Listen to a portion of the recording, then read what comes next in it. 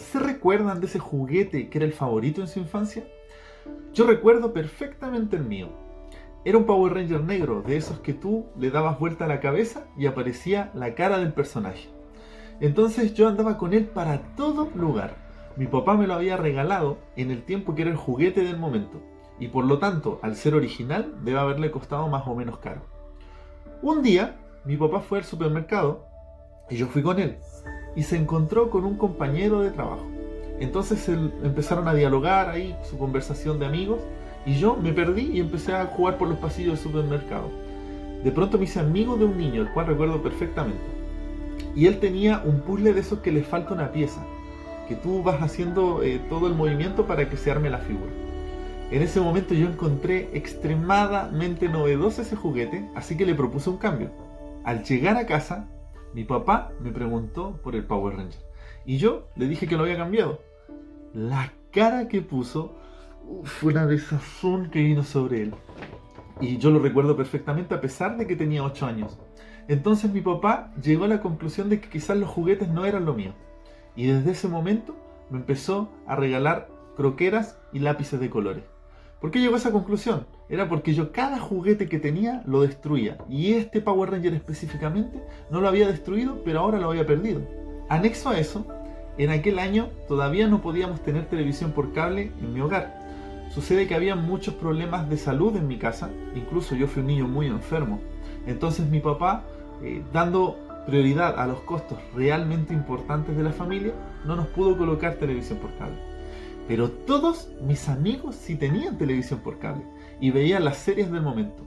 Dragon Ball Z, Digimon, Pokémon, la WWE, Medabot, son parte de las series que recuerdo en ese tiempo daban en televisión. Aunque en televisión abierta sí las dieron, solo que en el horario que yo estaba en clase.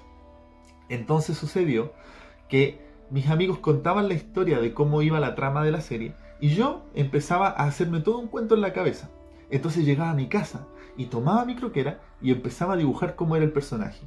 Y sí, existía un mono muy malo, se llama Freezer y está matando a todos los Namekusei de Dragon Ball Z. Y me hablaban así y yo me hacía conforme a la historia de ellos un personaje y lo dibujaba. Lo pintaba y lo recortaba. Y después descubría que el Freezer original era totalmente diferente al Freezer que yo había creado. Y así fue como yo empecé a jugar con mis amigos. Tomaba una caja de zapatos, metía todos los personajes de papel y iba a jugar con ellos.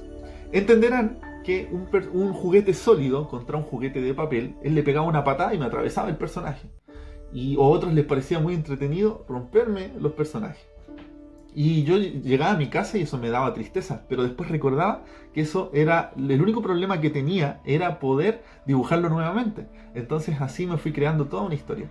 Recuerdo que algunos incluso me invitaban a jugar con los juguetes en el agua y empezábamos a meter sus juguetes y yo metía los de papel y ahí desaparecían mis pobres juguetes. Y todo el tiempo era lo mismo. Siempre fui un niño extremadamente desactualizado de lo que estaba en contingencia.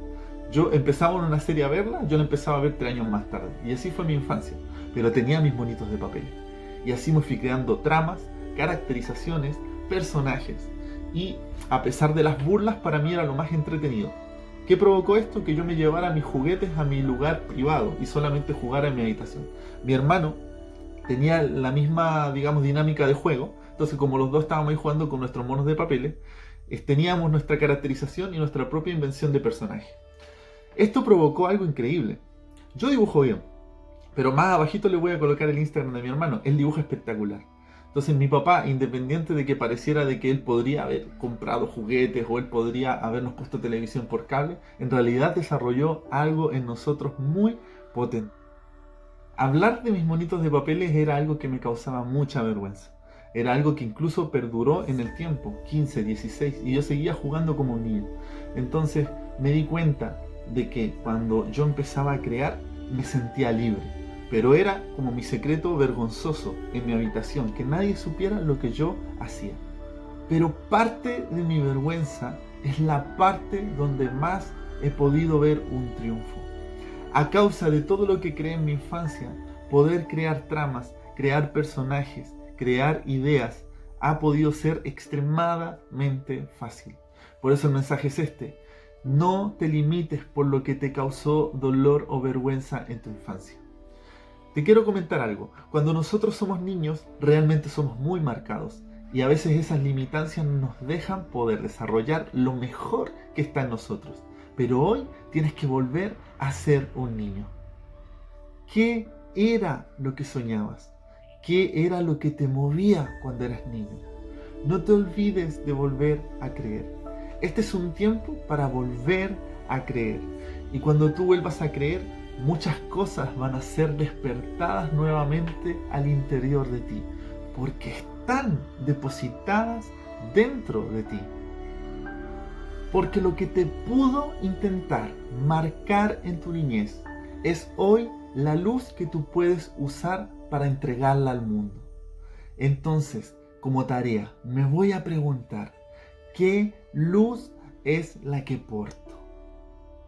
Espero que te haya servido y que seas inundado de lo mejor que hay para tu vida. No te olvides de suscribir para recibir más contenido como este.